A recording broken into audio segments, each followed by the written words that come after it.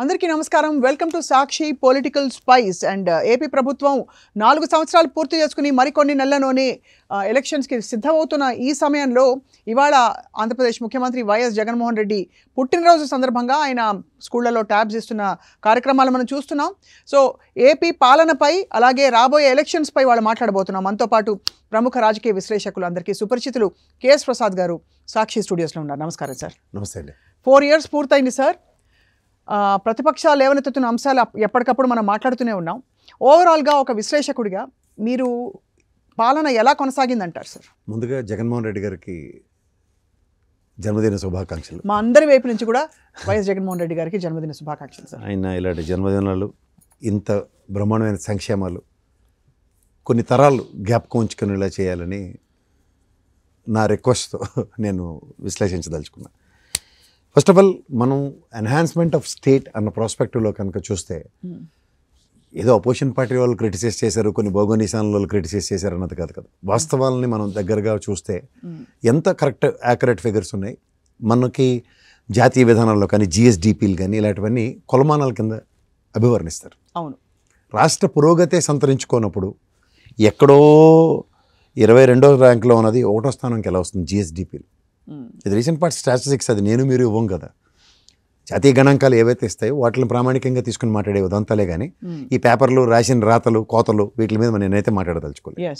So ఎప్పుడైతే మనం GSDP within span of no time 21-22 లెక్కల ప్రకారం మొదటి స్థానానికి ఎలా వచ్చాము అన్నది చూస్తే మొదటి స్థానం దేశవ్యాప్తంగా 22వ స్థానంలో ఉండేది, అది వాళ్ళ 1వ స్థానానికి వచ్చింది. జిఎస్డిపి ఎలా సాధ్యమైంది సార్? అంటే అభివృద్ధి జరగలేదని చెప్పి, అసలు ఎక్కడి నుంచి వస్తుంది, ఉత్పాదకత ఏమీ పెరగలేదని చెప్పి ప్రతిపక్షాలు వాదిస్తున్నప్పుడు ఈ లెక్కల్ని మనం ఏ బేసిస్ మీద అంటే ఇప్పుడు అభివృద్ధి, ఇప్పుడు మనకి ప్రతి ప్రభుత్వం కొన్ని విధానాలు తీసుకుంటుంది. ఇప్పుడు ఉదాహరణకి గత ప్రభుత్వం ఏదో 4 బిల్డింగులు కట్టి మంచి రోడ్లు వేసి మంచి కరెంట్ ఇస్తే అది అభివృద్ధి అనుకున్నారు. నిజమే, అదొక ప్రాస్పెక్టివ్లో ఫ్లరిష్మెంట్ ఆఫ్ ఎ స్టేట్ అన్నది ఒక కోణం అనుకున్నప్పుడు, జీవన ప్రమాణాలు పెంచే జిఎస్డిపికి నడుం కట్టిన ఈ ప్రభుత్వం, ఇప్పుడు నాకు కడుపులో అన్నం ఉంటేనే నేను ఇంకోటి ఆలోచించగలుగుతా. నాకు ఫస్ట్ అన్నమే లేదనుకోండి, దాని గురించి నేను ఏం ఆలోచిస్తా. అలాగే హ్యూమన్ రిసోర్సెస్ మీద ఇన్వెస్ట్మెంట్ మాడ్యూల్కి ఈ ప్రభుత్వం ద ఫస్ట్ ఎవర్ టైం తెరలేపింది. అవును, ఇది మనం గ్రహించగలగాలి. ఇప్పుడు ఎంతసేపు మనకు ఉత్పాదక రంగాల్లో ఇంత అభివృద్ధి సంతరించేసుకుంటున్నాం అన్న విషయాల మీద చర్చించడం కన్నా హ్యూమన్ రిసోర్సెస్ని ఎన్హాన్స్ చేస్తున్న విధానం, అంటే విద్యతో కూడిన జీవన ప్రమాణాలు, ఆరోగ్యంతో కూడిన జీవన ప్రమాణాలు, అలాగే మనిషి యొక్క స్థితిగతులు గతం కన్నా భిన్నంగా ఉన్నాయా, ఇప్పుడు ప్రస్తుతం కాస్త సంతృప్తికరంగా ఉన్నాయా అన్న కోణంలో చూస్తే ఈ ప్రభుత్వం వినూత్నంగా విద్య, వైద్య, ఆరోగ్యం మీద మోర్ ఎంఫసైజ్ చేస్తూ దాన్ని ప్రభుత్వం పరంగా ప్రజలకు చేరవేసే విధానంలో సత్ఫలితాలను రాబట్టుకుంటుంది. రైట్. దాంట్లోంచి వచ్చే అవుట్కమ్ ఎలా ఉంటుందంటే ఖచ్చితంగా వాళ్ళ జీవన ప్రమాణాలు పెంచుకోవడానికి, ఇప్పుడు సే ఫర్ ఇన్స్టెన్స్ ఇంట్లో అన్నం ఉండి ఎవడో తడిగొట్టేసి పడుకోడు కదా. అవును, అన్నం తిన్న తర్వాత వాడు బయటకు వచ్చి పనిచేసే విధానంతో మంది కొంచెం గ్రోత్ కనబడుతుంది. అవును, ఆ గ్రోత్ ఎలా అవుతుందంటే ప్రతి ఒక్కరికి పని ఉందా లేదా అన్న కాన్సెప్ట్లో కూడా ఉపాధి కల్పన అన్న దగ్గర స్వయం ప్రతిపత్తిని చాటుకుంటూ ముందుకెళ్ళడానికి అవకాశం కల్పించబడుతుంది ప్రభుత్వ పరంగా. అందుకని జిఎస్డిపి కాస్త అభివృద్ధి సంతరించుకుని కనబడుతుంది. అలాగే మీకు తలసరి ఆదాయం ఒకప్పుడు 17వ స్థానంలో ఉండేది, అది 9వ స్థానానికి ఎగబాకింది. ఎలా అంటే 2019లో 1.5 లక్షలతో 19వ స్థానంలో ఉంది. జగన్ హయాంలో ఈ 3 సంవత్సరాలు తలసరి ఆదాయం చూసుకుంటే 2.1 లక్షలు కనబడుతున్నాయి. రైట్. ఇవి జాతీయ గణాంకాలండి. ఇప్పుడు 1.5 నుంచి 2.1 అంటే ఖచ్చితంగా 60,000 రూపాయలు ప్రతి ఒక్కరిది జీవన ప్రమాణాలు పెరిగి కనబడుతున్నాయి. అవును. ఎలా అంటే వాడి యొక్క ఎబిలిటీ అండ్ క్యాపబిలిటీ తలసరి ఆదాయంలో ప్రభుత్వ పరంగా చేస్తున్న కార్యక్రమాలకి ప్రభావితమయ్యే కదా ఇవి పెరుగుతాయి. నేను మీరు ఇచ్చేవి కాదు, జాతీయ స్థాయిలో ఇచ్చే గణాంకాలు.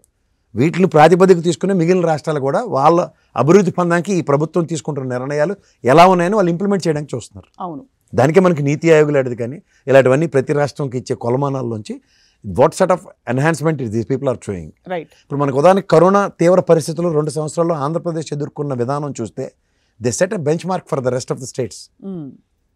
సో అప్పుడు పరిరక్షించబడిన హ్యూమన్ రిసోర్సెస్ గురించి పరిగణలోకి తీసుకోండి.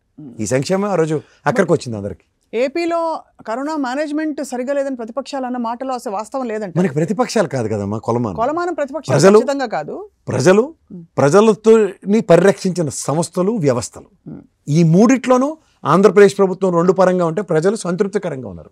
రైట్. ఇప్పుడు మరణాల సంఖ్య కనుక నిజంగా మిగిలిన రాష్ట్రాలతో కంపేర్ చేసుకుంటే మచ్ హెడ్ ఆఫ్ ఎనీబడి ఈ has taken the precautionary steps. ఇక్కడ ఒక సూటి ప్రశ్న సార్, మీకు అందరికన్నా అక్కడ తెలుసుకోవాల్సిన విషయం అంటే కరోనా టైంలో జగన్మోహన్ రెడ్డి గారు ప్రపంచవ్యాప్తంగా ఒకే ఒక్క నాయకుడు we need to live with it అని. ఈ రోజు కూడా మరి వేరియంట్ నడుస్తుంది వాళ్ళ తెలంగాణలో ఈ రోజు కూడా. అవును, మళ్ళీ పుంజుకుంటుంది. We need to live with it అన్న దానికి ఎంత ప్రిపరేషన్లో ఉన్నాడో ఆలోచించండి. రైట్. ఇవాళ ఆరోగ్యశ్రీలో దాన్ని కూడా చేర్చబడింది. ఏమన్నా అంటే అపోజిషన్ పార్టీలు అంటారు బిల్లులు రాలేదు ఇవన్నీ, కానీ నిన్న మొన్న 25 లక్షల పైచీలకు పెంచిన ఆరోగ్యశ్రీని చూడండి ఒకసారి. అంటే దానికి అర్థం ఏంటంటే సామాన్య ప్రజకి కావాల్సిన విద్య, వైద్యం పట్ల, ఆరోగ్య పరిరక్షణ పట్ల ఈ ప్రభుత్వం యొక్క చిత్తశుద్ధిని గమనించండి అంటున్నా. ఇది ఎలా దోహదపడుతుందంటే నేను ఆరోగ్యంగా ఉంటేనే కదా ఇంత అన్నం తినగలుగుతాను. ఇంత అన్నం తిన్న తర్వాత నెక్స్ట్ ఏం చేస్తాను, పని చేస్తాను సార్. పిల్లలు చదువుకుంటారు. అట్టడుగు వర్గాలలో ఖచ్చితంగా మీరు అన్న మాటలు తప్పకుండా అవి మనసుల్ని, జీవితాల్ని తాకిన కొన్ని చాలా మంచి పరిణామాలు. కానీ నిజంగా అంటే వాటి తాలూకు ఫలితాలను అనుభవించిన సంతృప్తి వాళ్ళలో కనిపిస్తోందనడానికి ఈరోజు మనకి ఏమిటి కొలమానాలు? ఉదాహరణకి అమ్మఒడి, నవరత్నాల్లో ఇచ్చిన పథకాలన్నీ కూడా ఇంతమంది అందుకున్న తర్వాత వాళ్ళు హ్యాపీగా ఉన్నారు, సంతృప్తిగా ఉన్నారు అనడానికి మనకి ఏమిటి కొలమానం? దీనికన్నా ముందు నేను ఈ 2 GSDP విషయంలోనూ తర్వాత ఈ తలసరి ఆదాయం విషయంలోనూ నేను చెప్పింది కాదమ్మా. ఇది handbook of statistics of Indian states మీద and reserve bank of India release చేసేది ఈ కొలమానంగా తీసుకుని మాట్లాడుతుంది. మీరు అన్నట్టు ఈ అమ్మఒడి పథకం కానీ లేదంటే స్థితిగతులను ప్రభావితం చేసే ఉచిత, ఇట్స్ నాట్ ఫ్రీ బీస్, సంక్షేమ సహాయం అంటారు నేను ప్రజలకి, ఒక ఆపన్న హస్తం కింద ఇచ్చిన దాంట్లో అతను నిలదొక్కుకోవడానికి ఇవాళ మనం నా చిన్నప్పుడు నేను చదువుకున్న రోజుల్లో ఒక బ్రెడ్ గ్లాసు పాలు ఇచ్చేవారు. దీనికోసం ఎంతమంది పిల్లలు మధ్యాహ్నం దాకా స్కూల్లో ఉన్న ఉదంతాలు నాకు తెలుసు. నేను ఆ క్రమంలో పెరిగిన వాడిని. మా ఇంటి పక్కన స్కూల్ ఉండేది. సో ఇవాళ ఒక పౌష్టికాహారం విషయంలో ప్రజలకి అందిస్తున్న విధానం ప్రభుత్వ విధానం అంటాను.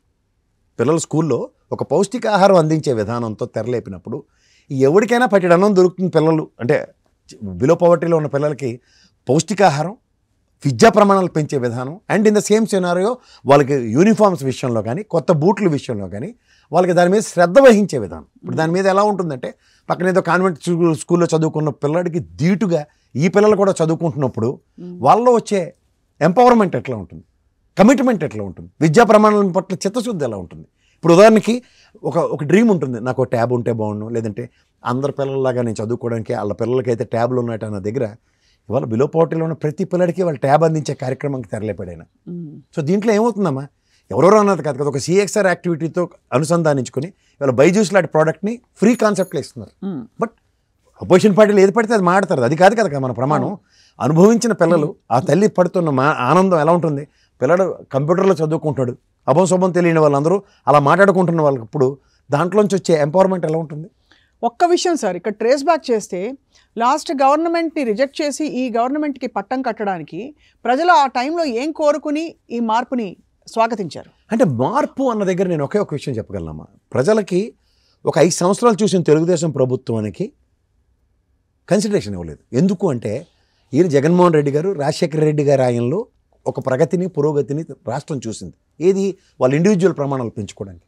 ఉదాహరణకి ఆరోగ్యశ్రీ పథకాలు కానీ, లేకపోతే ఉచిత కరెంట్ కానీ, అండ్ ఇంత సేమ్ సినారియోలో ఫీజు రీయింబర్స్మెంట్స్ కానీ, ఇలాంటివన్నీ చూసిన తర్వాత ఒక కాన్ఫిడెన్స్ లెవెల్ ఈ వ్యక్తి మీద ఆటోమేటిక్గా అడాప్ట్ చేసుకోగలిగారు. అవును. ఎందుకు అంటే ఒక ప్రత్యామ్నాయం కావాల్సి వచ్చింది.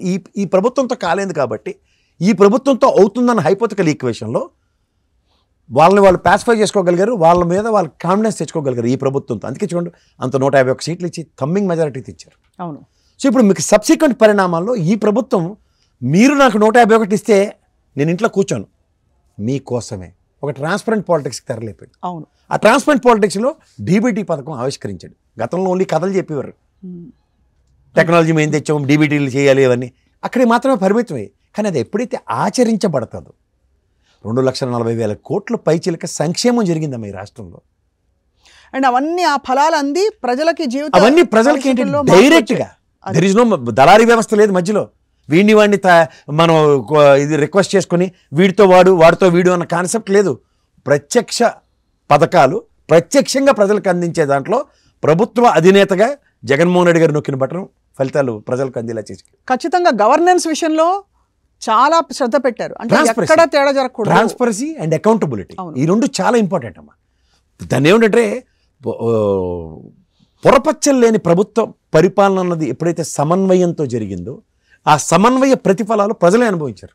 ఎస్, ఇందులో దళారులు లేరు, లేకపోతే వీడికి కమిషన్లు ఇచ్చుకోవాలి, ఇలాంటి తాత్సారాలు జరగలే. But there all be always ifs and buts. ఇప్పుడు దానికి నీతి ఆయోగ్ వచ్చి మన నెత్తిమీ కూర్చుని కొన్ని రేషన్ కార్డులు తొలగించమని కూర్చుంది. కొన్ని రేషన్ కార్డులు తొలగించిన తర్వాత కూడా స్థానిక స్థితిగతులు ప్రభావితం చేసుకుంటూ కొంతమంది ఎమ్మెల్యేలు స్వచ్ఛందంగా మళ్ళీ రియాక్ట్ చేయగలిగారు ఆ కార్డ్స్ని. సో ఇలాంటి దాంట్లో సంక్షేమం అందవలసిన వాళ్ళకి ఖచ్చితంగా అందుతుంది. బట్ 1 or 2 ఇన్సిడెంట్స్ లేవని నేను ఎప్పుడు చెప్పను. Right. But in the same సినారియోలో the percentage, more number of percentage, what sort of sound it makes అన్నది చాలా ఇంపార్టెంట్. ఇప్పుడు మీకు సంక్షేమం నేను ఎప్పుడో చాలాసార్లు ఉదాహరించాను కూడా. కొంతమంది ఐఏఎస్ ఆఫీసర్లతో మాట్లాడినప్పుడు 5% జరిగితే మాట్లాడాలండి, కానీ 10% జరిగితే మిరాకిల్ అనుకుంటుంది దగ్గర. అంటే మోర్ దెన్ 90% జరిగి చూపించింది ఇక్కడ. అవును. These are all things. ప్రజలకి ఏంటంటే పెన్షన్ వచ్చింది, అమ్మఒడి వచ్చింది, ఇవి మాట్లాడుతున్న ప్రజలతో మమైకం అయితే ఖచ్చితంగా అవుట్కమ్ డెరైవ్ అవ్వచ్చు. అండ్ మోర్ ఇక్కడ మీకు ఇంకోటి, గత ఆయనతో కంపేర్ చేసుకుంటే ఇప్పుడు 34,000 టీడీపీ ఆయనలో ఉద్యోగ కల్పన జరిగింది. ఇక్కడ 4.93 లక్షల మందికి ఉపాధి కల్పించబడింది. ఏ విధంగా? అది సచివాలయ వ్యవస్థనండి, లేదంటే వాలంటరీ వ్యవస్థనండి, ఏదో ఒకటికి సార్ కలిగిన కాటికి కలో గింజ తాగే కార్యక్రమం. కానీ అందరికీ ఐటీ సాఫ్ట్వేర్లో మైక్రోసాఫ్ట్లో ఇచ్చిన ఉద్యోగాలు జీతాలు ఏమంటే ఎవరి అవుతుంది? సామర్థ్యాన్ని గుర్తించి అక్కడికి వచ్చే ఉద్యోగాలు ఏదైనా చెప్పండి ప్రభుత్వ పరంగా సచివాలయ వ్యవస్థలో వాళ్ళకి ఈ 5 సంవత్సరాలు బట్టి టర్మ్లో పనిచేస్తున్న విధానం చూడండి. What sort of data we're giving it to the people around. So ఇలాంటివి ఎప్పుడైతే జరుగుతున్నాయో, ఇది మన గవర్నమెంట్ కమిషనర్ గారు ఇచ్చిన డేటా, ఇది నేను మీరు తెచ్చింది కాదు. వ్యవసాయ రంగంలో వృద్ధి కింద నుంచి 2వ స్థానం నుండి మొదటి 6వ స్థానానికి చేరుకున్నాం. అది కూడా ఎలాంటి పురోగతి అది? భారతదేశంలో 2019లో ఆంధ్రప్రదేశ్ వ్యవసాయ రంగంలో 6.5 ప్రతికూల వృద్ధితో ఉంటే ఇవాళ 27వ స్థానంలో ఉండేది. జగనాయల్లో 8.2 వృద్ధి రేటుతో 6వ స్థానానికి వచ్చాం. ఈ స్టాటిస్టిక్స్ మార్చలేము కదమ్మా 2019లో. ఎందువల్ల అలాంటి పర్సెప్షన్ బిల్డ్ చేసే ప్రయత్నాలు జరుగుతున్నాయి ప్రతిపక్షాల నుంచి? అంటే ఏదో జరగలేదు, అసలు అభివృద్ధి జరగలేదు, ఒక్క కొత్త ఫ్యాక్టరీ వచ్చిందా, లేకపోతే ఇంకేదో జరిగిందా, ఇది జరగలేదు, అలా జరిగిపోయింది, ఇప్పుడు మార్చేస్తున్నారు ఎమ్మెల్యేలని. ఇవన్నీ ఈ టాక్కి కారణాలు ఏమిటి? అంటే వాళ్ళ ఎజెండా ఏంటో మళ్ళీ చెప్పట్లేదు కదమ్మా. మీ ఇంట్లో వాళ్ళు ఏం కూర వండారు? ఏదో కూర వండారు అనుకో, అది నాకేంటి సంబంధం? నా ఇంట్లో చికెన్ ఉండొచ్చు, లేదా మటన్ ఉండొచ్చు, లేదా నేను గంజే తాగొచ్చు. కానీ నీ ఇంట్లో కూర ఏదని చెప్పి నీ మీద విభేదించి మాట్లాడితే ఏమైనా అర్థం ఉందా? అంటే మీ ఇంట్లో కూర అంటే మీరు ముందు చెప్పాలని. అది నాకెందుకంట? Whatever you make, whether you throw your MLAs అన్నట్టు, అది యాజ్ ఇఫ్ ఇక్కడ ఇప్పటిదాకా జరగలేదా? జరిగిందే జరగలేదా? కరెక్ట్. ఎంతోమంది పేర్లు ఉదాహరించవచ్చు. జవహర్ గారి పేరు ఉదాహరించవచ్చు, అనిత గారి పేరు ఉదాహరించవచ్చు, గంటా శ్రీనివాస్ గారికి నియోజకవర్గాలు మార్చిన ఉదాహరించవచ్చు. ఎన్ని మాట్లాడలేము. సో ఇట్లాంటివన్నీ ఉన్నప్పుడు గులివిందగించి సామెతే, నేను చేస్తే పైన ఎర్రగా ఉంది కాబట్టి అదే చూడు, వాళ్ళు చేశారు కాబట్టి అది కింద నలుపుని చూడని మాట్లాడితే ఏం చెప్పగలుగుతాం? ఈ ఎమ్మెల్యేల మార్పిడిని, అంటే వాళ్ళ నియోజకవర్గాలు మార్చడం లేదా అభ్యర్థుల్ని కూడా మార్చడం అన్నది, అది రాజకీయ వ్యూహం అనుకోవాలా, లేక ఎలా అర్థం చేసుకోవాలి, ఎలా అన్వయించుకోవాలి? లేదు ఈ సంక్షేమం ఈ కార్యక్రమాలన్నింటిలో వాళ్ళు పాలు పంచుకోలేదు అనుకోవాలా, లేదు ఇతరులకు అవకాశం ఇస్తున్నారు అనుకోవాలా, ఇంకా సామాజిక న్యాయం కోసం పాటుపడుతున్నారు అనుకోవాలా? ఇందులో సామాజిక న్యాయం అనే పదాన్ని హైలైట్ చేయమ్మా. ఎందుకు చెప్తున్నానంటే, ఇవాళ మీకు రాజ్యాధికారం ఎంతోమంది దగ్గర ఈ రోజు దాకా ఉందా అంటే ఎన్నో కులాల దగ్గర రాజ్యాధికారం లేదు. ఇప్పుడు ఎప్పుడైతే ఈ ప్రభుత్వం వినూత్నంగా ఒక కార్యాచరణ రచించుకొని సామాజిక సాధికారత అన్న బస్సు యాత్రల సారాంశం ఏదైతే ఉందో, ఇవాళ సమాజంలో 62 పైచిలుక % ఉన్న బీసీ సామాజిక వర్గాలకి ఇవాళ అవకాశం కల్పిస్తే తప్పేంటి? ఎవరు ప్రశ్నిస్తున్నాం మనం? వ్యవస్థలో మనం నాతో పాటు ఇప్పుడు దానికి తెలుగుదేశం పార్టీ ఉంది, బీసీ అప్లిఫ్మెంట్ల కోసం ఏర్పడిన పార్టీ, బీసీ రాజ్యాధికార సాధన కోసం చెప్పారు. ఈ ప్రభుత్వ పరంగా బీసీలందరికీ సామాజిక రాజధికారం సంతరించుకుంటూ రాజ్యాధికారం సంతరించుకున్నారనుకో, తప్పే ఉందంట. ఎంతసేపు నేనే కూర్చోవాలన్న కాన్సెప్ట్లోంచి ఇంకొకరికి ఆపర్చునిటీ క్రియేట్ చేస్తున్న ఒక పార్టీ ప్రాస్పరిటీని ఎందుకు అర్థం చేసుకోవట్లే? ఈ పార్టీ చూస్తున్న విధానం చూడకూడదు. ఇప్పుడు పవన్ కళ్యాణ్ గారు 10 సార్లు చెప్తారు, నా కులమతాలకు అతీతంగా అందరూ సమానంగా నేను చూస్తాను, నన్ను ఒక కులానికి ఆపాదించి మాట్లాడొద్దు అంటున్నారు. ఈయన ఫిజికల్గా ఇంప్లిమెంట్ చేసి చూపిస్తుంటే మీకు వచ్చిన కష్టం. కానీ ఏ మాటకు ఆ మాట మాట్లాడుకుంటే సార్, ఈరోజు జరిగిన మంచి పనులలో ఒక్క విషయం గురించి కూడా ప్రతిపక్షాలు మంచి పని జరిగింది, ఇది బాగుంది, కానీ ఇది ఇంకా బాగుండాలి అనే నిర్మాణాత్మకమైన విమర్శలు ఎక్కడైనా విన్నాము మనం? నిర్మాణాత్మకంగా వీళ్ళు నిర్మాణించుకునే స్థాయిలో వీళ్ళు ఉంటేనమ్మా ఖచ్చితంగా వాళ్ళు అవతల నిర్మాణాత్మక గురించి మాట్లాడారు. బికాజ్ అన్ని గమనించండి, నిన్న కంక్లూడ్ అయిన పాదయాత్ర చూడండి అయింది సభలో, ఏదైతే కుప్పం నుంచి మాట్లాడుకుంటూ మొదలెట్టాడో అదే కంటిన్యూషన్ తీసుకొచ్చి చిన్నపిల్లలు 2 ఎక్కం చెప్పమంటే చూడు, క్లాస్ టీచరు రెండో ఎక్కం ఒకటోసారి, రెండో ఎక్కం రెండోసారి, రెండో ఎక్కం మూడోసారి, రెండో ఎక్కం నాలుగోసారి, రెండో ఎక్కం ఐదోసారి లాగా స్టేజ్ మీద మాట్లాడిన వాళ్ళందరిలోనూ 90% జిస్ట్ తీసుకో. 100% వాళ్ళు మాట్లాడేది అనుకుంటే 90% జిస్ట్. అందరూ ఈ ప్రభుత్వాన్ని జగన్మోహన్ రెడ్డి గారిని తిట్టడానికి తప్ప ఇంకా దేనికని పనికొచ్చారా చెప్పు. ఓ జిస్ట్ నెక్స్ట్ మా గవర్నమెంట్ వస్తుంది, జాబ్ కావాలంటే బాబు రావాలి అన్న మాటకి ఇవాళ దాన్ని ఫిజికల్ ఫామ్లో 20 లక్షల ఉద్యోగాలు ఇస్తామని మాట్లాడుతున్నారు. What is this? అంటే మీకు కంపారిటివ్ స్టాటిస్టిక్స్ కూడా తెలియవు.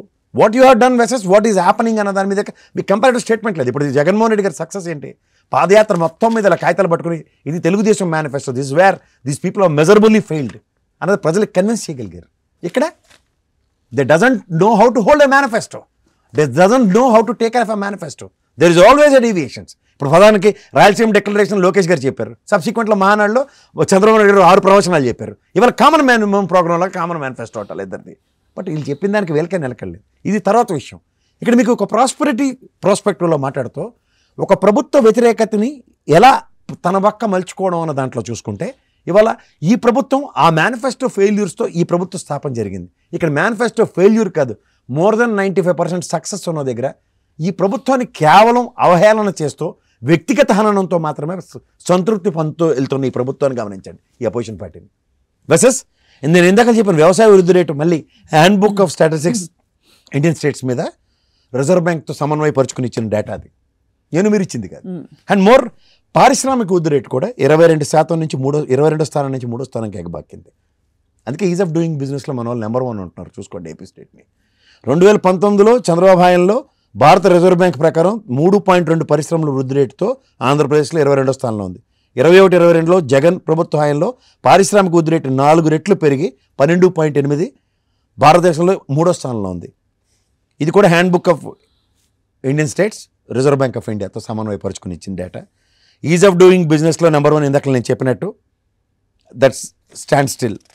వాణిజ్య పరిశ్రమ మంత్రిత్వ శాఖ భారత ప్రభుత్వం ఇచ్చింది ఈజ్ ఆఫ్ డూయింగ్ బిజినెస్ది. అండ్ మోర్ గత 4 సంవత్సరాల్లో ఎంఎస్ఎంఈలు 650% వృద్ధి రేటు చూపించిందమ్మ ఈ government. Is the success story of ఎంఎస్ఎంఈలు. ఏమేమి ఉన్నాయి సార్ ఎంఎస్ఎంఈలు? అక్కడ 37,956 కొత్త ఎంఎస్ఎంఈ యూనిట్లు 4 లక్షల మందికి ఉపాధి కల్పించారు. అయితే జగన్ ప్రభుత్వంలో 6.5 రెట్లు పెరిగి ఆంధ్రప్రదేశ్లో దాదాపు 2.5 లక్షల కొత్త ఎంఎస్ఎంఈ యూనిట్లు వచ్చాయి. ఇది 16.5 లక్షల ఉద్యోగాలు సృష్టించగలిగాయి. ఇది పరిశ్రమల శాఖ గవర్నమెంట్ ఆఫ్ ఆంధ్రప్రదేశ్ ఇచ్చింది. స్టాటిస్టిక్స్ ఉన్నాయి, చూసుకోండి. అది ఆన్లైన్లో అలా ఆ ప్రభుత్వం వల్లే కాదు డాష్ బోర్డులో చూపించడానికి, ఈ ప్రభుత్వం కూడా డాష్ బోర్డులో. మరి ఇది జనానికి చూపించాలంటే దీని ఇంపాక్ట్ ఎలా చూపిస్తాం? చెప్పాలమ్మా, మౌత్ పబ్లిసిటీ లేకుండా ఈ అవతల పార్టీ. కానీ ఈ విషయంలో మాత్రం ప్రభుత్వం నిజంగా చూస్తే వాళ్ళు పెద్ద పబ్లిసిటీలు చేసుకోవట్లేదు. ఇప్పుడు మీకు దీనికి ఒక లాజికల్ థింకింగ్ చెప్పాలంటేనమ్మా, తెలంగాణ ఎలక్షన్స్ ఒక 15-20 రోజుల ముందు ముగిసాయి, రిజల్ట్స్ వచ్చాయి. గ్రేటర్ హైదరాబాద్లో తెలంగాణ ప్రభుత్వం చేసింది ఈ మెట్రో ట్రైన్ స్టేషన్స్లో కానీ హోర్డింగ్స్తో కానీ ప్రజల్ని కన్విన్స్ చేసిన దానికి అవుట్కమ్ ఎలా ఇచ్చారు చూసారా? గ్రేటర్ హైదరాబాద్ టెరిటరీలో కాంగ్రెస్ పార్టీకి 1 సీట్ కూడా రాలేదు. Will you believe it or not? So the ప్రగతి ఏదైతే సంతరించుకుందో ఆ ప్రగతిని ప్రజలకి కన్విన్స్ చేయవలసిన బాధ్యత ప్రభుత్వం మీద. సో అదొక్కటి ఖచ్చితంగా. అంటే వీళ్ళు ఎక్కడ కూడా మీరు చూస్తే జగన్మోహన్ రెడ్డి గారు వచ్చి ఊరికే పెద్ద ప్రెస్ మీట్లు పెట్టడాలు, లేకపోతే అడ్రస్ చేయడాలు జనాల్ని, ఆయన పని చేసుకుంటూ అవసరమైతే చాలా స్ట్రిక్ట్ గా ఉంటున్నారు. అవసరమైతే వాళ్ళు తిరగబడతారు, లేదు వాళ్ళు అసంతృప్తిగా ఉంటారని ఆ పర్యవసనాలు తెలిసినా కూడా ఆయన వేయాల్సిన మార్కులు వేసి యాజ్ అ టీమ్ లీడర్ తప్పకుండా ఎక్కడెక్కడ జరగలేదో అక్కడ క్వశ్చన్ చేస్తూనే ఉన్నారు.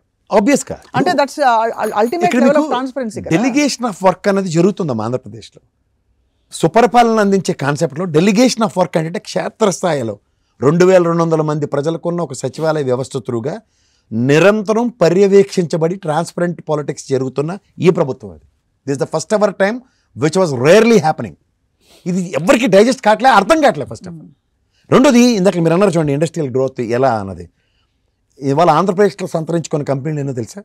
Reliance, Adani, Tata, Infosys, ITC, Hero Motors, Grasim, Jindal steel, Yokohama వంటి పరిశ్రమ దిగ్గజాలు పథకంలో దూసుకుపోతూ ఆంధ్రప్రదేశ్ తొలిసారి పెట్టుబడులు పెట్టాయి. ఇవి గత ఎంఓఎల్ అనుకో, ఈ ఎంఓఎల్ అనుకో, ఏ ప్రభుత్వంలో ఇప్పుడు కేఏ మోటార్స్ ఉంది, కంటిన్యూ అవుతుందో లేదా ఈ ప్రభుత్వంలో? ఆపాదించినంత మాత్రం కాదు కదా. The industrial growth will takes place according to the government norms. ఇది మీరు ఇండస్ట్రియల్ తరలిపోతున్నాయి ఇవన్నీ మాడుతుందానికి మన ఇండస్ట్రియలైజేషన్లో నేను ఎన్నోసార్లు చెప్పినట్టు మనకి ఇండస్ట్రియల్ ఇన్సెంటివ్స్ లేనప్పుడు ఈవెన్ ఆఫ్టర్ ప్రభుత్వం ఇచ్చే రిలాక్సేషన్స్తో ఎన్ని కంపెనీలు వచ్చాయి చూడండి. అండ్ అపార్ట్ ఫ్రమ్ దిస్ మొన్న 13.5 లక్షల సమ్మిట్లో డబ్బులు ఇన్వెస్ట్మెంట్స్కి ఒప్పందాలు జరిగాయి. ఓవర్ నైట్ అవ్వవు కదా. గత ప్రభుత్వంలో కూడా 19.5 లక్షల సమ్మిట్లో ఒప్పందాలు జరిగాయి. ఇందులో గ్రాసిమ్ లాంటి కంపెనీ గత ప్రభుత్వం ఆయన నుంచి కంటిన్యూషన్ వచ్చింది కదా. ఈ ప్రభుత్వం ఆయనలో కూడా ఒక పీరియడ్ ఆఫ్ టైం సంతరించుకుంటాయి. కానీ ఇది జగన్మోహన్ రెడ్డి గారికి ప్రభుత్వం లేదా తెలుగుదేశం ప్రభుత్వం కదా. ఇది రెస్పెక్ట్ టు ఏపీ స్టేట్. ఇవాళ వీళ్ళు అపోజిషన్ పార్టీలు మాట్లాడుతుందంతా ఏపీ స్టేట్ని బదనాం చేయడానికే మాట్లాడుతున్నారు. మీరు ఇది గమనించారమ్మా? అవును, అప్పులు పాలు చేసేసారు, ఇండస్ట్రియలైజేషన్ లేదు, ఇలాంటివన్నీ మాడుతుంది, రాష్ట్రాన్ని ఆపాదిస్తున్నారు. ఎందుకు? ఈ ప్రభుత్వంలో జరుగుతుంది వీళ్ళు అవగతం చేసుకోవట్లే. అట్లీస్ట్ ప్రభుత్వం చెప్తుందని వినట్లే. అలాంటప్పుడు ఏమవుతుంది? వీళ్ళ ధోరణిలోనూ వీళ్ళ పందాల్లోనూ ప్రజలను బుల్డోస్ చేద్దామని ప్రయత్నిస్తారు. There lies the problem is. ఇక్కడ మీకు సమ్మిట్లు అయిపోయిన తర్వాత కూడా జరుగుతున్న అభివృద్ధిని చూసుకోగలిగితే స్కూల్ ఇన్ఫ్రాస్ట్రక్చర్ అండ్ లెర్నింగ్లో విప్లవం. ఇప్పుడు డిజిటలైజేషన్ ఇవన్నీ మనం మాట్లాడుతున్నాం కదా. అడాప్టబిలిటీ అనేది చాలా ఇంపార్టెంటే కదా. అవును. ఈ అడాప్టబిలిటీ ప్రాసెస్లో ఇవాళ మీకు ట్యాబ్లు ఇవ్వడం కానీ, ట్యాబ్లో బైజూస్ లాంటి ప్రోడక్ట్ని ఫ్రీ ఆఫ్ కాస్ట్ ఇవ్వడం కానీ, ఇప్పుడు ట్యాబ్లు ఇచ్చేది కూడా మనకి పత్రికలు ఏం రాసా చూసారు కదా సార్ మొన్న. అదే చెప్తున్నానమ్మా. ఇప్పుడు బైజూస్ అనేది నాకు తెలిసి కంటెంట్ ఫ్రీగా ఇస్తుంది. ఇప్పుడు సిఎస్ఆర్ యాక్టివిటీస్ చాలామంది చేస్తూ ఉంటారమ్మా ప్రతి కంపెనీ. ఇది ప్రజలకు అర్థం అవ్వాలి. అంటే స్వచ్ఛందంగా సేవ చేయడానికి కొన్ని కంపెనీలు వాళ్ళ వచ్చిన లాభాల్లోంచి సమ్ అమౌంట్ బయటకు తీస్తారు. ఇప్పుడు ఈ ప్రభుత్వం చేస్తున్న విధానంలో విద్యా ప్రమాణాలు పెంచడానికి ఏదో ఒక వ్యవస్థతో అనుసంధానించుకుని ఆ బైజూస్ ప్రోడక్ట్ని ఫ్రీ ఆఫ్ కాస్ట్ ప్రజలకు ఇస్తుంటే అది కూడా డైజెస్ట్ చేసుకోలేకపోతే ఎట్లా అమ్మా? అన్నీ మాతోనే జరగాలి కానీ ఇంకోటి ఎవరు చేసినా అది జరగదన్నప్పుడు ప్రభుత్వం మార్పు దేనికి ఇచ్చారు ప్రజలు? కరెక్ట్. అది ప్రజలకు సమాధానం చెప్తుంది కూడా. వీళ్ళు దాన్ని బుల్డోస్ చేస్తూ ఈ పత్రికల తొనగొని మాధ్యమాల తొనగొని ఇష్టం వచ్చినట్టు బురద జల్లే కార్యక్రమాలకు తెరలేపితే ఎవరు చెప్తారు ప్రజలకి? ఇప్పుడు ఇక్కడ ఒక విషయం సార్, ఎప్పుడు కూడా మీరు ఇంకేమన్నా స్టాటిస్టిక్స్ ఉన్నాయా సార్? ఇంకా ఉన్నాయా మన దగ్గర? అదే ఇప్పుడు మీకు గత 4 ఏళ్ళలో 38,059 ప్రభుత్వ పాఠశాలను పునరుద్ధరించి 11,700 కోట్లు ఖర్చు పెట్టింది నాడు నేడు పరంగా. ఈ స్కూళ్ళు 38,059 స్కూళ్ళు కనబడకపోతే నేనేం చేస్తా చెప్పు? ఇది ఫిగరు బడ్జెట్లో అలకేట్ చేసిన ఫిగర్ని జస్టిఫై చేస్తుందా? రేపు మార్చిలో పెట్టబోయే బడ్జెట్ని చూసుకుని మాట్లాడమనండి. దీని మీద చర్చ జరపండి. 38,000 స్కూళ్ళు ఉన్నాయి నియోజకవర్గాల వారిగా. అపోజిషన్ పార్టీకి కూడా లీడర్లు ఉన్నారు కదా, వాళ్ళ స్కూళ్ళు అక్కడ లేదో కలిసి మాట్లాడమనండి. అది చెప్పకుండా ఎంతసేపు ఏమీ జరగలేదని ఎలా ఆపాదిస్తారమ్మా? 11,700 కోట్లు మీరు నేను ప్రత్యక్ష పరోక్ష పనులు కట్టిన విద్యా ప్రమాణాలు పెంచడానికి 38,059 స్కూల్ పునరుద్ధరించిన ఉదంతం కనబట్టలేదా? ఇవాళ ట్యాబ్లు పంచుతుంటే నాకు పంచారు, మీకు పంచారమ్మా. అబ్బం సొమ్మ తెలియని చిన్నపిల్లలకే కదా ఇస్తున్నారు. ఒక ఎక్స్పెరిమెంటల్ మాడ్యూల్లో 8th to 10th క్లాస్ ఒక బ్యాచ్ వస్తుంది. పిల్లలకి ఇస్తే చెడిపోతారని మన ప్రధాన పత్రికలో రాశారు కదా సార్. అదేనమ్మా. అంటే వాళ్ళకి విజ్ఞానం పంచడం ఇష్టం ఉండదు. వాళ్ళ నా చేతిలో మొబైల్ ఉంటుంది, నీ చేతిలో మొబైల్ ఉంది. వాళ్ళ మొబైల్ యుగం నడుస్తుంది, కంప్యూటర్ యుగం నడుస్తుంది. అదే ఇప్పుడు అంటే ట్యాబులు మనం వేయకపోతే వాళ్ళు నిజంగా చెప్పండి, వాళ్ళు ఏమన్నా నిజంగా అంటే దురలవాట్ల బారిన పడాలంటే వేరే యాక్సెస్లు ఉండవా? ట్యాబులు ఇచ్చేసి పాడైపోతారు ఆ పిల్లలు. అంటే ట్యాబులు ఏమి వీళ్ళు చేస్తే మంచిదమ్మా, వేరే వాళ్ళు చేస్తే చెడ్డ అన్న కాన్సెప్ట్లో వీళ్ళు అంటే that is what is disappointing sir. ఏంటంటే నిర్మాణాత్మకంగా ఇన్ని చేశారు ఇంకా ఇన్ని చేయొచ్చు అని చెప్పే బదులు ఇక్కడ ఏమైపోయిందంటే మొత్తం అంతా కూడా ఏది చేసినా కూడా నారాయణ అంతే అంటే సామెతం చూడండి. అలా నారాయణ చైతన్య కాలేజీలో చెప్పేస్తే నిజాలట. ఇది మామూలు మున్సిపల్ అప్పర్ ప్రైమరీ స్కూల్లోనూ హై స్కూల్లోనూ కనుక ప్రభుత్వం తరఫున చేస్తే మాత్రం తప్పట. ఇది ఒకసారి ఆలోచించుకోమనమ్మా. ఇప్పుడు అదే ట్యాబులు, కంప్యూటర్లు, ల్యాప్టాప్లు ఇచ్చే కదా నారాయణ చైతన్య సంస్థలు లాంటివి మిగిలిన ఏ ప్రైవేట్ సెక్టర్స్లోనే చేస్తుంది. ఇది ప్రభుత్వం మన పిల్లల కోసం మన కోసం చిత్తశుద్ధి చాటుకుంటే తప్ప ఈ స్టాటిస్టిక్స్ వినమ్మా కళ్ళు చెదిరిపోతున్నాయి ఒక్కొక్కడికి. జగన్ ప్రభుత్వంలో తరగతి గదులు డిజిటలైజేషన్ లెర్నింగ్ స్కిల్స్ మారుస్తూ ఇప్పటి వరకు 60,000 ఇంటరాక్టివ్ ప్లాట్ఫామ్ ప్యానల్ను 10,000 స్మార్ట్ టీవీ ఇన్స్టాల్ చేశారు. 5.6 లక్షల బైజూస్ ట్యాబ్లు విద్యార్థులకు అందించారు. ఇప్పుడు దాన్ని ఇంకా కలపలేదు. దాన్ని అసలు అంటే ఎవరు నిజంగా నా దగ్గర పాస్ స్టాటిస్టిక్లు ఇవాళ బైజూస్ది ఈ కొత్త ట్యాబ్లు ఇస్తుంది. కలిపితే ఇది ఖచ్చితంగా దగ్గర 7 లక్షలు 8 లక్షలు దాటుతుంది. ఇది పిల్లలకే కదమ్మా, చిన్నపిల్లలకి చదువు ప్రమాణాలు పెంచితే తప్పు అంటే నేనేం చెప్పాలి? ఆంగ్ల భాష గురించి చచ్చిపోతున్నారు కదా ఒక్కొక్కడు. ఎగేసుకుని వెంకయ్యనాయుడు గారు, చీఫ్ జస్టిస్ గారు, రమణ గారు భాషా ప్రావీణ్యం మీద తెగ మాట్లాడుతున్నారు కదా. తీర్పులను తెలుగులో ఎత్తున్నారు వాళ్ళు. నేను అంటుంది నేను మాతృభాషలో ఉన్నాను. నేను అంటారు మాతృభాషలో చేస్తున్నాం, ఇంకేం చేస్తున్నాం? మన ఇద్దరికి ఇంగ్లీష్ వచ్చారు అదే. ఇంగ్లీష్ అసలు ఇప్పుడు అందరికీ అవసరం. బయటికి వెళ్తే మనం ఎవరినైనా మనకు తెలియని వాళ్ళతో కలిసినప్పుడు ఇప్పుడు ఎందుకు సార్ ఇప్పుడు ఐటీ తీసుకొచ్చింది వాళ్ళే అని అంటుంటారు కదా, మనకి తెలుగులో ఉంటుంది సార్ అవన్నీ. అదే సార్, మరి కంప్యూటర్ ప్రోగ్రామ్ తెలుగులో రాయమనమ్మా. ఇప్పుడు మేము చదువుకునే స్థాయిలో నాకు తెలిసిన మా ఫ్రెండ్స్ అందరూ తెలుగు మీడియం స్కూల్లో చదువుకొని కాలేజీల్లోకి వచ్చినప్పుడు ఇంగ్లీష్ మీడియం తీసుకొని ఎంత సతమతం అయ్యారో నాకు తెలుసు. అండ్ సబ్సిక్వెంట్ పరిణామాల్లో ఇంగ్లీష్ అనే సబ్జెక్ట్ని వాళ్ళు చాలామంది ఎంతలా భయంపడేవారో నాకు తెలుసు. అండ్ సబ్సిక్వెంట్ తదనంతర పరిణామాల్లో ఇంగ్లీష్ లెర్నింగ్ అన్నది ఒక ఆబ్జెక్టివ్ కాకుండా దాన్ని ఒక సింప్లిఫై సిచ్యువేషన్ క్రియేట్ చేసిన తర్వాత దానికి వచ్చే ఆధారాన్ని కూడా తట్టుకోలేకపోతే ఎలాగమ్మా? ఇవాళ మాధ్యమం ఇంగ్లీష్ మాధ్యమంలో ఐక్యరాజ్య సమితిలోనూ యూనియన్లోకి వెళ్ళి మన పిల్లలు మాట్లాడుతుంటే స్లాంగ్ అండ్ యాక్సెంట్తో గర్వపడవలసింది పోయే ఎట్లా అమ్మా? అంటే ఎంతసేపు అలా కాలేజీలోనూ అలా అక్కడ చదివినోడే మాట్లాడాలి తప్ప మిగిలిన ఎవరు మాట్లాడకూడదంటే. కానీ వీళ్ళు రాజకీయ ఏరాల్లో మేము కూడా అలాంటి స్కూల్ నుంచి వచ్చి మేము అభివృద్ధి చెందామని చెప్పుకోవడానికి బాగుంటాయి. కానీ భవిష్యత్ తరాలని ఒక ఉన్నత శిఖరాలకు అందించే క్రమంలో ఒక ప్రభుత్వ నిర్ణయాల్ని ప్రతి నిమిషం అవహేళనైనా మళ్ళీ వీళ్ళందరూ ఆ బీజేపీ లేకపోతే చచ్చిపోతారు కదా. ఆ బీజేపీ కోసం చచ్చిపోయే వాళ్ళు ఆ మహానుభావుడు వాజ్పేయి గారు చెప్పిన మాట, ఏది ఫ్రీ ఇవ్వకండి, విద్యా వైద్యం ఆరోగ్యం తప్ప. మరి ఈ ప్రభుత్వం చేస్తుంది ఏంటి? విద్యా వైద్యం ఆరోగ్యం కాకుండా గడప గడపకి డాక్టర్ని పంపిస్తుంటే ఇంకెంతకన్నా ప్రజల పరిరక్షణ ఏ ప్రభుత్వం చేయగలుగుతుంది? కానీ అది కూడా తప్పంటే చాలా ఆశ్చర్యం కలిగించే విషయం ఏంటంటే సార్, అసలు ఇది కాదు అది కాదు, నేను ప్రజలకి కొత్తగా ఒక విధానం చూపిస్తానని బయలుదేరారు పవన్ కళ్యాణ్ గారు. ఎందుకంటే there was no vacuum, political vacuum ఏమీ లేకుండా నేను కేవలం ప్రజల మధ్య ప్రజల కోసం చేయాలి, ప్రశ్నించాలని చెప్పి బయలుదేరి ఆయన కూడా చూడలేకపోతున్నారేంటి సార్? అంటే ఎక్కడో అక్కడ మనసుంటే చూస్తారు. ప్రతిపక్షాలు అంటే కోర్ ప్రతిపక్షం టీడీపీ, వాళ్ళు చూడలేదంటే సరే వాళ్ళు పొలిటికల్ ఎజెండా ఉంటారు. పవన్ కళ్యాణ్ గారికి లేదని కాదు పొలిటికల్ ఎజెండా, బట్ ఆయన ఎక్కడో కొంచెం న్యూట్రల్గా ఉంటారని ఎక్స్పెక్ట్ చేస్తాం కదా సార్. లేదమ్మా, ఇక్కడ నీకు మనం గ్రహించవలసిన విషయం, ప్రజలకు కూడా చెప్పవలసిన విషయం ఏంటంటే తెలివి ఉన్నోడు కన్నా తెలివి తక్కువడు బెటర్. ఎందుకంటే తెలివి తక్కువడికి చెప్తే అర్థం చేసుకుంటాడని. ఇవాళ మీరు జగన్మోహన్ రెడ్డి గారు ఒక పెద్ద గీత గీశారు. నాకున్న అపోజిషన్ ఏంటంటే ఈ దుష్ట చతుష్టమైన పేపర్లు అండ్ పవన్ కళ్యాణ్ని ఎన్హాన్స్ చేసుకుంటూ మాట్లాడారు. ఆయన this is not given consideration for Telugu Desam and as well as Chandrababu Naidu గారు. మీరు ఇది గమనించండి. ఎందుకలా? ఎందుకంటే ఈయనకి చెప్తే అర్థమైతే ఎప్పటికైనా మంచి మాటలు చెప్తారు పవన్ కళ్యాణ్ అనే కాన్సెప్ట్లో ఉన్నాడు ఆయన. అందుకే he's giving more emphasis towards Pawan Kalyan గారు. ఈ దుష్ట చతుష్టం ఈ జన్మకు కాదు వచ్చే జన్మకు కూడా మార్చలేం. ఎందుకంటే they are accustomed for telling లైస్.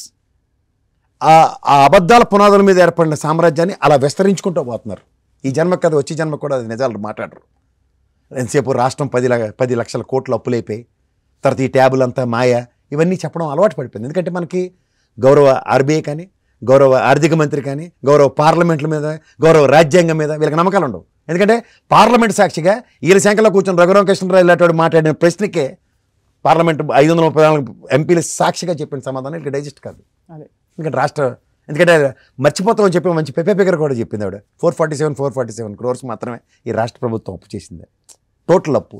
దీనికన్నా ముందు ఈ ప్రభుత్వం దిగిపోతున్నప్పుడు తెలుగుదేశం ఆయనలో జరిగిన అప్పు ఎంతంటే 2,89,000 2019 బడ్జెట్ చెప్తుంది. ఈ డిఫరెన్స్ క్యాలిక్యులేట్ చేసుకోమంటే ఎంత చేసినట్టు ఈ రాష్ట్రం?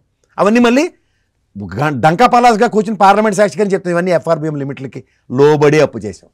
కార్పొరేషన్ల తిరుగుగా ఇవన్నీ సంబంధిత వ్యవస్థలన్నీ ప్రభుత్వ ఆధీనంలో ఉన్న వాటి దగ్గర నుంచే అప్పులు చేసామని పార్లమెంట్ సాక్షిగా చెప్పినా సరే ఇంకా ఏదో వీళ్ళ జేబుల నుంచి చేబద్దులు ఇచ్చినట్టు. ఎందుకంటే ఆ సీట్ల ప్యాకలను చీట్ల కంపెనీలు నడుపుకొని ప్రభుత్వ సొమ్మును కాకుండా ప్రజల సొమ్మును అక్రమంగా అన్యాక్రాంతం చేసిన ఉదంతాలు వెసెస్ అది. ఇది ఎప్పుడైతే కంపారిజన్ వస్తుందో ప్రభుత్వం జవాబుదారీతనం ప్రజలకి, ప్రభుత్వం రాష్ట్ర ప్రభుత్వం కేంద్ర ప్రభుత్వానికి జవాబుదారీతనం అనే క్లస్టర్లో పనిచేస్తున్నప్పుడు డైజెస్ట్ కాని విషయాలు. అందుకే వాళ్ళు ఎప్పుడైనా సరే గణాంకాలకి ప్రతి దగ్గర నుంచి ఎక్స్ప్లెనేషన్స్ వస్తున్నాయి.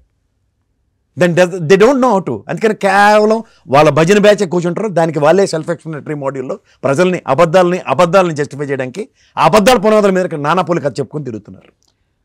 ఇప్పుడు సార్ ఒక్క విషయం చెప్పండి, మనకి ఈ లెక్కలన్నీ ఇలా ఉన్నాయి. అధికార పార్టీ వ్యూహం ఎలా ఉండాలి ఎలక్షన్స్కి? ప్రతిపక్ష పార్టీలు ఏ విషయంలో విఫలమయ్యారు లాస్ట్ 4-5 ఏళ్లలో? అసలు ప్రతిపక్ష పార్టీ 4 ఏళ్ళు బట్టి వాళ్ళు ఏం పని చేయట్లేదు. కేవలం ఈ ప్రభుత్వాన్ని తిట్టుకుంటూ జగన్మోహన్ రెడ్డి గారిని వ్యక్తిగతంగా హననం చేసుకుంటూ బతుకు కాలక్షేపం చేసుకుని వస్తున్నారు. ఇక్కడ ఈ తెలంగాణలో నేర్చుకున్న విద్య ఏంటంటే 2 నెలల ముందు ఈ కొనుగోలు అటువంటి ఉన్న ఒకరిని ఒక 10 రూపాయలు ఇచ్చి తీసుకొచ్చి ఆటతో మొత్తం బుల్డోస్ చేయడం ఉంటుంది. దిక్కుమాల స్టాటిస్టిక్స్ అంటే రోజు ఏమంటే ఈ పార్టీ వర్సెస్ ఆ పార్టీ క్యాండిడేట్ ఎవడో కూడా తెలియదు. ఇక్కడ ఏదో జరిగింది, కాంగ్రెస్ క్యాండిడేట్ ఎవడో తెలియదు, బీజేపీ క్యాండిడేట్ ఎవడో తెలియదు. కానీ ఎప్పుడు ఎంతసేపు టీఆర్ఎస్ క్యాండిడేట్ అన్న విషయంలో కంటిన్యూస్గా టీఆర్ఎస్ ఓడిపోతుంది, కాంగ్రెస్ గెలిచేస్తుందని 2 నెలల బట్టి మౌత్ పబ్లిసిటీ స్టార్ట్ చేశారు. దానికి తోడు విపరీతమైన సర్వే, ఎవడో ఏంటో ఎందుకో తెలియదు, ఒక సర్వే బేర్ మినిమం నీచ నికృష్టంగా ఖర్చు పెట్టినా సరే ఇట్ కాస్ట్ 350 రూపీస్ ఒక సర్వేకి ఒక శాంపుల్ సైజ్ కాస్ట్ అవుతుంది. బట్ ఎక్కడి నుంచి తెస్తున్నారో తెలియదు. లక్షల్లో చేసాం, వందల్లో చేసాం, వేలల్లో చేసాం అని తీసుకొచ్చి మన నెత్తిమే పెడుతున్నారు. ఇది కంటిన్యూస్ బొంబార్డింగ్ జరుగుతుంది. దొంగ సర్వేలు అవన్నీ అని అది అట్లీస్ట్ అది ఏమవుతున్నాయంటే that is becoming a mouthpiece for the people round. ఇప్పుడు మీకు సంక్షేమం అభివృద్ధి రెండూ చేసి చూపించింది తెలంగాణ ప్రభుత్వం. ప్రజల తీర్పు ఎలా ఉందో చూడండి. ఇక్కడ అభివృద్ధికి పట్టం కట్టించారు, సంక్షేమం అందుకున్న వాళ్ళందరూ ఓట్లు వేయలేదు. ఏ ప్రాతిపదిక మీద దాన్ని విశ్లేషించగలరు ఎవరని చెప్పండి. పోనీ ఈ ప్రభుత్వంకైనా ఒక 80 సీట్లు 90 సీట్లు ఇచ్చి కూర్చోబెట్టారా? ముక్కుతూ ములుగుతూ వచ్చేలాగా 64 సీట్లు ఇచ్చి కూర్చోబెట్టారు. ప్రజల నాడి ప్రజల తీర్పు ఎలా ఉంటుందో అర్థం కావట్లేదు. కానీ ఒక different negative publicity mouth piecing ఎప్పుడైతే జరుగుతుందో ఆ నెగిటివ్ పబ్లిసిటీకి ఎక్కువ అట్రాక్ట్ అవుతున్నారు. ఇప్పుడు అలా చిన్నప్పుడు మనకు చెప్పిన కదే, ఓ పంతులు గారు ఏదో ఆవును తీసుకెళ్తుంటే దాన్ని కుక్క అని చెప్తే లాస్ట్కి ఆయనే ఇది కుక్క అని చెప్పి వదిలిసిపోతే ఆవును పట్టుకుపోయారు. అదే జరుగుతుంది ఇవాళ ప్రజాస్వామ్యంలో. కొత్తగా ఏం జరగట్లేదమ్మా. మనకు వెనకాల పెద్దలు చెప్పిన మాటలు సద్దన్నం మూటలను ఉంటున్నా చెప్పలే, వాళ్ళు చెప్పినవి ఇవాళ డెమాన్స్ట్రేషన్ ఇచ్చి చూపిస్తున్నారు అందరూ. సో చేసిన మంచి పనులతో పాటు వ్యూహాత్మకంగా కూడా అధికార పార్టీ ఈ 3 నెలలు 2 నెలలు అర్లీ ఎలక్షన్స్ అంటున్నారు సార్, దానికి ఏమైనా తావుందంటారు? చాలా మోహం ఎర్లీ ఎలక్షన్. ఇది ఖచ్చితంగా మనకి జనరల్ ఎలక్షన్స్ జాతీయ స్థాయితో కలిపి స్టేట్ ఎలక్షన్స్ జరుగుతాయి ఫేజుల వారీగా. ఆ ఫేజుల్లో మన నెంబర్ ఎప్పుడు వస్తుందో దానికి అనుగుణంగా నడుస్తుంది తప్ప ఇల్లు ఈ భోగనిశానాల్లో చెప్పి తెల్లారి ఎలక్షన్లో ప్రమాణ స్వీకారాలు చేయించుకుని చావమనండి. ఇక్కడ మీకు ఆరోగ్య సంరక్షణకి గత ప్రభుత్వంతో ఈ ప్రభుత్వం కంపారిటివ్ స్టాటిస్టిక్స్ చెప్తా. జగన్ ప్రభుత్వంలో టీడీపీ ప్రభుత్వంతో పోలిస్తే ఆరోగ్య సంరక్షణ రంగంలో మొత్తం వ్యయం 7,200 కోట్ల నుంచి 11,000 కోట్లకు పెరిగింది. 1.5 టైమ్స్ పెరిగింది అది. అండ్ గత 4 సంవత్సరాల్లో 10,000కు పైగా వైఎస్ఆర్ విలేజ్ క్లినిక్లు ఏర్పాటు చేశారు. ఇప్పుడు సింపుల్గా అడుగుతాను సార్, నేను బేసిక్గా చేసిన పనులు అని కాకుండా ప్రజలకు అది ఎంతవరకు రీచ్ అయ్యి వాళ్ళు డైజెస్ట్ చేసి రిజిస్టర్ చేసుకున్నారు అనడానికి కొలమానం ఏమిటి? కొలమానం అంటే కళ్ళ ముందు కనబడింది నమ్మండి, అబద్ధాలు చెప్పిన చెవితో విని చెవితో వదలండి అంతే. ఇప్పుడు గత 4 సంవత్సరాల్లో 10,000 పైగా వైఎస్ఆర్ విలేజ్ క్లినిక్లు ఉన్నాయి. అవి ఉన్నాయి లేదా వాళ్ళనే అడగండి చెప్తారు. 1126 ప్రాథమిక ఆరోగ్య కేంద్రాలు, 524 అర్బన్ క్లినిక్లు ఏర్పాటు చేయబడింది. ఈ ప్రభుత్వం ఇచ్చిన స్టాటిస్టిక్స్. ఈ ప్రభుత్వం నుంచి ప్రజలకి అందుతున్నవి ఏ నియోజకవర్గానికి వెళ్ళినా లెక్క పెడితే లాస్ట్కి తేలుతాయా? తెలవా. 175 నియోజకవర్గాల్లో పెట్టారు. అన్నీ జగన్మోహన్ రెడ్డి గారి ఇంట్లో పెట్టుకోలే కదా. నియోజకవర్గాల వారీగా ఎవరెవరు ఎలాంటి ఆరోగ్యపరమైన ఫలాలు అందుకుంటున్నారో అది చెప్పగలగాలి. జగన్ ఆరోగ్య సురక్ష ద్వారా వైఎస్ఆర్సీపీ ప్రభుత్వం 4 కోట్ల మందికి పైగా ప్రజలను మిషన్ మోడ్లో పరీక్షించగలిగింది. అదే కదా మన ర్యాపిడ్ టెస్టులు ఇవన్నీ. 6.4 కోట్ల మందికి ర్యాపిడ్ టెస్టులు ప్రజలు ఇంటి వద్దే నిర్వహించగలిగారు. ఇవన్నీ success story of AP towards Covid. ఇది నేనేమో మీరు ఇచ్చింది కాదు, జాతీయ స్థాయిలో వాళ్ళు ఇచ్చిన స్టాటిస్టిక్స్. వార్షిక బడ్జెట్లో ఆరోగ్య శాఖ ప్రవేశపెట్టింది. రోడ్లు, నిరుద్యోగం, కొత్త కంపెనీలు, ఫ్యాక్టరీలు, ఈ అంశాల మీద ప్రతిపక్షాలు ప్రశ్నిస్తున్నాయి. దానికి చెప్పి వాళ్ళని ప్రశ్నిస్తే చాలా బాగుంటుంది, ప్రశ్నించకుండా తిట్టి చేస్తున్నారు ఏమి చేయట్లేదని. మీకు ఇంకొక మాట చెప్తా, ఇక్కడ మౌలిక సదుపాయాల విషయంలో స్వాతంత్రం వచ్చినటి నుంచి సుమారు 72 సంవత్సరాలు అనుకుంటే, ఈ 70 సంవత్సరాల స్వాతంత్రంలో ఇప్పటికైతే 76 వస్తుంది. 6 ఓడరేవులు, 5 ఫిషింగ్ హార్బర్లు, 11 వైద్య కళాశాలలు మాత్రమే ఉన్నాయి. కానీ జగన్ అధికారంలోకి వచ్చిన తర్వాత 4 సంవత్సరాల్లో 4 పోర్ట్లు, 10 కొత్త ఫిషింగ్ హార్బర్లు, 2 విమానాశ్రయాలు, 17 మెడికల్ కాలేజీలు, 3 ఐటీ సెజ్లు మంజూరు చేయబడ్డాయి. త్వరలో పూర్తి కూడా కాబోతుంది. అంటే జిల్లాకు ఒక మెడికల్ కాలేజ్ ప్రాస్పెక్ట్లో డ్రైవ్ అవుతావు. నిన్నే కదా ఉద్దానంలో. అవును, ఉద్దానంలో చాలా భారీ మార్పు తీసుకొచ్చారు. గ్రామీణ మౌలిక సదుపాయాల్లో 10,775 ఆర్బీకే సెంటర్లమ్మ, 15,004 సచివాలయాలు, 10,000 వైఎస్ఆర్ హెల్త్ క్లినిక్లు స్థాపించబడ్డాయి. ఇవి మన అక్కడలే కారు తీసుకుని వెళ్ళమ్మా, తోపడక్కి నీకు కనబడుతుంటాయి ప్రతి గ్రామంలో ఉన్నట్లు. ఈ వీటిని ఇన్ఫ్రాస్ట్రక్చర్ అనుకోండి, ఇంకేమంటారమ్మా. అంటే వ్యక్తులకి ఆ మహానుభావుడు వాజ్పేయి గారు చెప్పినట్టు విద్యా వైద్య ఆరోగ్యంకి సంబంధించిన మౌలిక వసతులు ఏవైతే కల్పించబడుతున్నాయో, జీవన ప్రమాణాలు పెంచడానికి ఈ ప్రభుత్వం తీసుకున్న పద్ధతికి ఎంతసేపు హైటెక్ సిటీ కట్టాలి, ఆ అమరావతిలో రియల్ ఎస్టేట్ వ్యాపారానికి సంబంధించిన అత్యున్నత భవనాలు, ఈ ఇంద్రకీలాద్రి పర్వతం తప్పించేసేలాంటి భవనాలు కట్టేసి అమరావతి అభివృద్ధి మీద ఉంటే సామాన్య మానవుడు అప్లిఫ్ట్మెంట్ ఎవరు చేస్తాడమ్మా? దానికే కదా ఈ ప్రభుత్వం ఇస్తుంది. ఇప్పుడు ఉదాహరణకి నువ్వు వెళ్ళి అక్కడ ఐటీ సెక్టర్ని డెవలప్ చేస్తూ నాకు అమరావతిలో ఒక 10 ఎకరాలు ఇవ్వండి సార్, నేను ఐటీ టవర్ కడతానంటే రైజర్ వాడికి లేదంటే మైండ్ స్పేస్ వాడుకో ఎవరికో వాడికి అడిగితే ఎవరైనా ఏమైనా ప్రభుత్వం చెప్పిందా? అభివృద్ధి ప్రైవేట్ వ్యక్తుల చేతిలో ఆధారపడి నడుస్తుందా, లేదా ప్రభుత్వం రంగ సంస్థల లాంటిది ఆర్బీఐకి అక్కడ ల్యాండ్ అలొకేట్ చేసింది గత ప్రభుత్వం, ఆర్బీఐ వచ్చి పట్టకపోతే గవర్నమెంట్ ఏం చేస్తుంది? సో క్లుప్తంగా చెప్పాలంటే ఎక్కడ అవసరం ఉందో, ఎక్కడ ఆవశ్యకత ఉందో ఇమీడియట్గా దాని మీద దృష్టి పెట్టిన ఒక వినూత్నమైన పాలనా విధానాన్ని ఈ ప్రభుత్వం ప్రవేశపెట్టినంటున్నారు. సో ప్రసాద్ గారు, before we wind up sir, మీరు అంటే ఇక్కడ మీకు ఒక క్వశ్చన్ నేను చెప్పదలుచుకున్నాను. జీవన ప్రమాణాలను పెంచుతూ దాంట్లో ఆస్తి కల్పన కూడా ప్రజలకి ఏం చేస్తుంది? ప్రజలకి ఆస్తి 31 లక్షల కుటుంబాలకి సెంటున్నర భూమి ప్రాంతాల వారీగా ఇచ్చిందా, ఇవ్వలేదా? అందుకున్న లబ్ధిదారులు ప్రభుత్వానికి ఏమైనా ₹1 చెల్లించారా? ఇది ఆస్తి కల్పన ప్రజలకు కల్పించబడిందా? నాకు మీకు ఇన్ఫ్రాస్ట్రక్చర్ అన్న విషయంలో తర్వాత మాట్లాడదాం. ఇది నేను చెప్పిన ఇందాకలాగా ఏవైతే ఆరోగ్య క్లినిక్లకు కానీ, లేదంటే విద్యా ప్రమాణాలు చేసే నాడు నేడు కానీ, వీటిని ఇన్ఫ్రాస్ట్రక్చర్ డెవలప్మెంట్ అనరామా? రైట్. అంటే రోడ్లకు బేర్ మినిమం 5 ఏళ్ళు 4 ఏళ్ళు టెన్యూర్ ఉంటుంది. గత ప్రభుత్వంలో రోడ్లు వేసింది అని చెప్పిన బిల్లులకి ఈ ప్రభుత్వం చెల్లిస్తున్న విధానం కనిపించట్లేదా? అమరావతి పరిసర ప్రాంతంలో కిలోమీటర్కి 10,000 11,000 ఛార్జ్ చేశారు. అదే ఇప్పుడు రోడ్లు 3,000 4,000కి 2 నెలల్లో కంప్లీట్ చేసి చూపిస్తారు. ఈ డిఫరెన్స్ ఆఫ్ అమౌంట్ ఎక్కడికి పోయినట్టు? అంటే అక్కడ చేసిన పనులు, కొద్ది పనులు కూడా అందులో కూడా ఇలాంటి జేబులో వేసుకోవడాలు జరిగాయి అంటున్నారు. ఆబ్వియస్గా ₹10,000 పైచీలకి నడిచింది గత ప్రభుత్వంలో ఒక కిలోమీటర్ రోడ్డు కాస్ట్. మరి ఇక్కడ ₹3,000 అదే టెండర్ ఓకే అవుతుంది రేపెల్లింట్లో.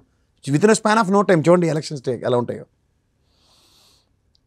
రైట్. కేఎస్ ప్రసాద్ గారు, చాలా అంటే ఈ రోజు రోజుకి పొలిటికల్ సిచ్యువేషన్ మారుతోంది, కానీ మీరు చెప్తున్నది గణాంకాలు ఏవైతే ఉన్నాయో అవి ప్రజల్లోకి తీసుకెళ్లడంలో ప్రభుత్వం అంటే అధికార పార్టీ చొరవ చూపించాల్సిన అవసరం ఉంది. ఇప్పుడు డీబీటీ నాన్ డీబీటీ ప్రకారం 2.34 లక్షల కోట్లు, దగ్గర 2.40 లక్షలు అనుకుంటే ఇది ప్రజలకి ప్రత్యక్షంగా ప్రభుత్వం ఇచ్చిన సహకారం.